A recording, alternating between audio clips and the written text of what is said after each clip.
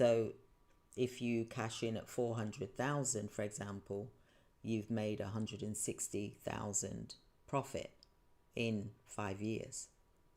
But don't forget, the gold is also going up. So the gold, some of the analysis is saying is going to be worth, it's 3,000 an ounce at the moment. It could be 5,000. It could then go up to 10,000, and so on and so forth. In 5 to 10 years, I'm referring to here.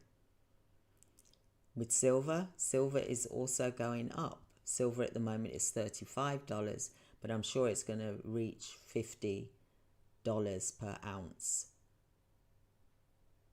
But it seems to be like increasing by 10%, for example. But imagine 5 years from now, imagine because of the shortage of the silver mine, for example, then it's going to bring the price up because it is a rare commodity. And also industrial. So you can get silver coins, for example, okay? But in 1965, I'm going back a bit, coins hold historical and silver value. There's gold and silver, paper investments, tracking metal prices. I've never done that before, but also the financial analysis and the specialists are not recommending that you do that for physical ownership, because it's not recommended for physical ownership.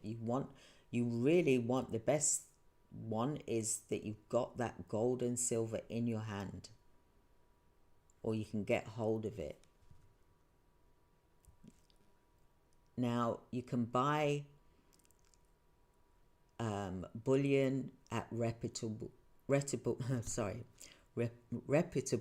dealers, for example, traders. Okay, there's lots of different ones. There's local coin shops, but ensure that it is authentic. And they will also, if it's a coin shop, they are specialized. They've been doing it a long time. Online marketplaces, you need to verify the rating and also the authenticity as well.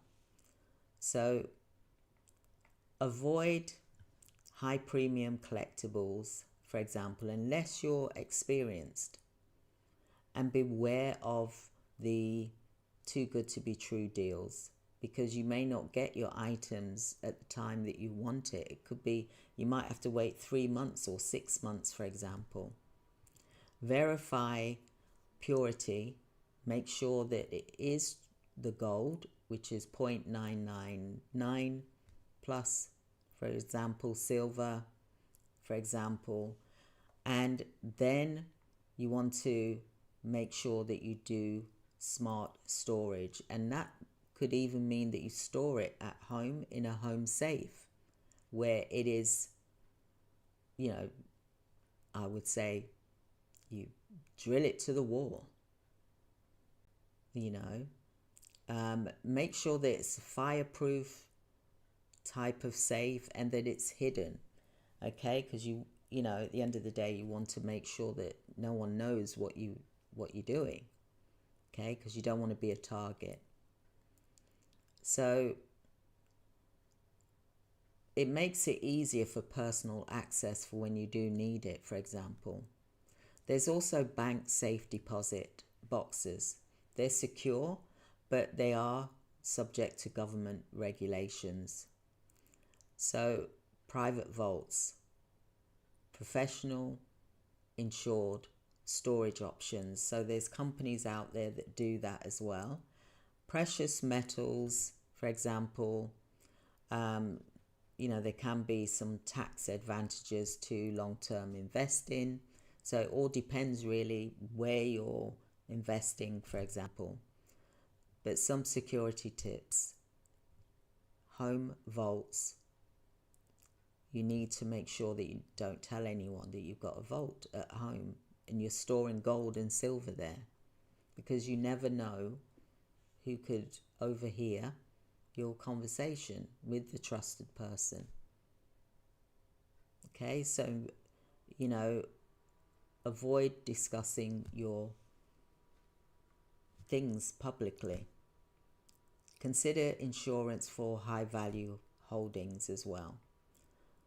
So, during the economic downturns, the demand spikes are high, for example.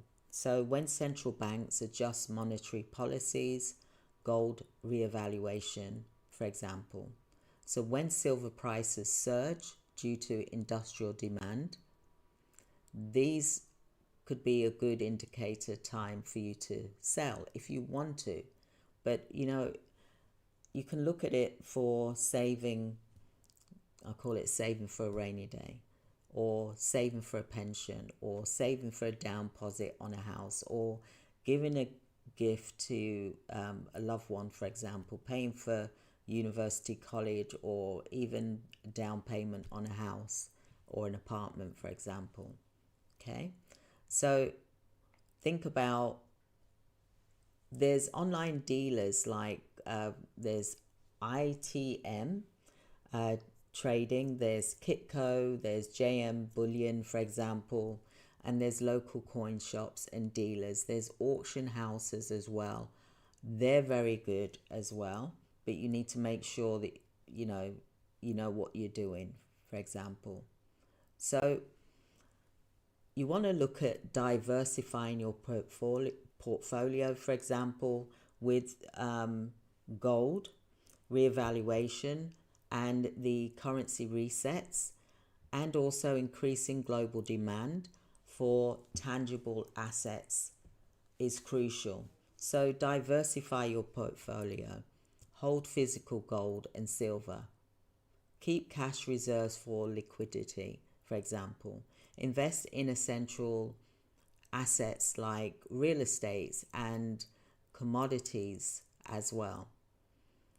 Keep yourself, keep yourself educated on it. Watch gold and silver trends here on YouTube. Join our community as well.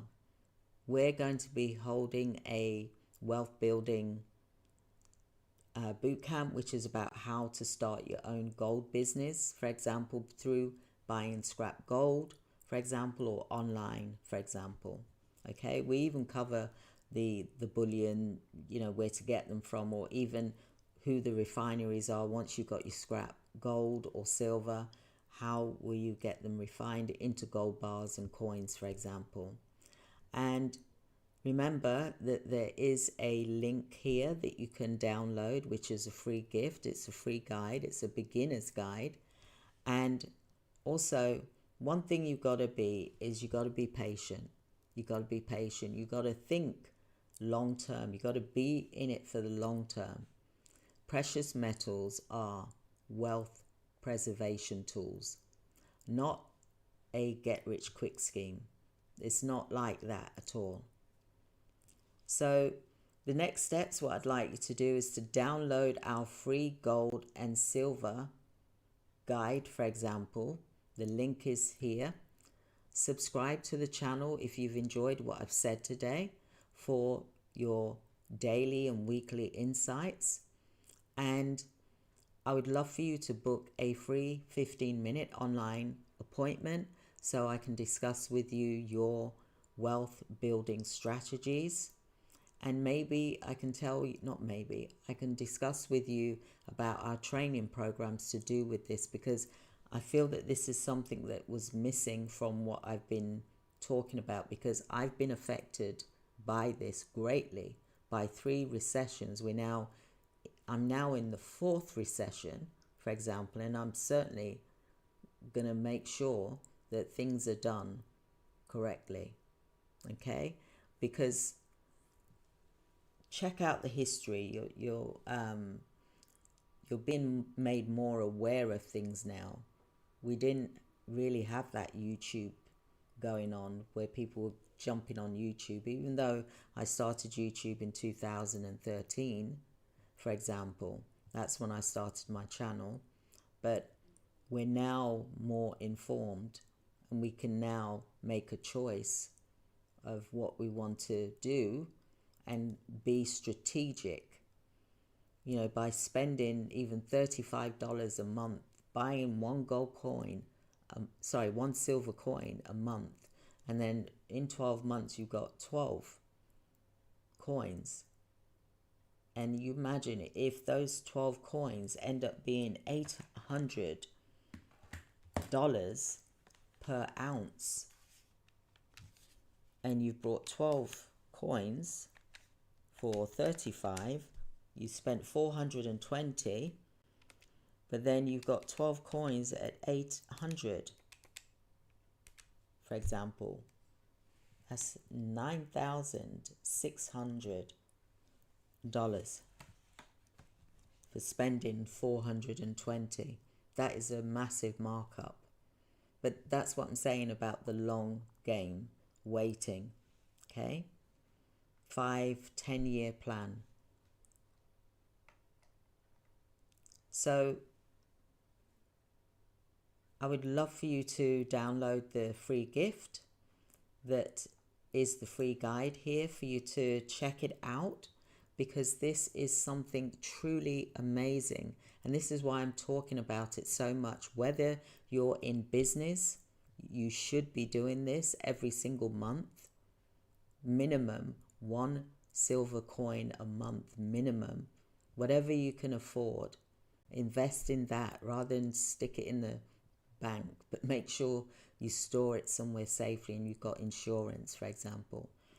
If you're not in business, you should be doing it as an individual, as a household, for example, because the cash is devaluing, for one, and two, the markets are crashing all the time.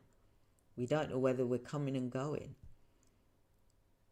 I haven't really looked at the SP 500 today. You're seeing so many signs, and this is the reason why the governments around the world they want their gold in their own country, so they've got access to it in case that they need it in an emergency situation. They don't want to have to be trying to say to someone, oh, can you send me my gold that I sent over to you? And it could take years because it's somewhere else.